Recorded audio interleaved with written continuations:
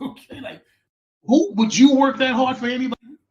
If you're working for an hour, like nobody's doing that. So understand that there's bad trainers, there's bad bus drivers, there's bad doctors, there's bad school teachers, there's bad masons.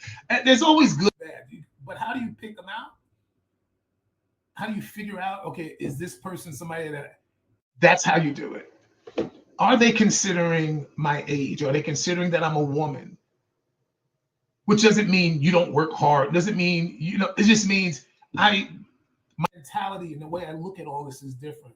My friends and I, we use food to party. We use food when things were sad. We use food. We use food. So this is not a little deal eating. So if I'm gonna lose weight, eating is my problem. I'm gonna mix eating something I really love to do with something but it's also causing me problems. How do I remedy that? That's not easy to do. That's why when people go on these diets, when they get off, they sometimes they binge. It's usually not good because the only reason the diet's working is because it's different than what you've been doing.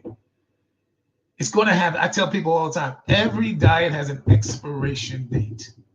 It's only going to work for a while. Anybody who's competed out there knows. Any person who competed at a high level really knows, or a coach that really knows.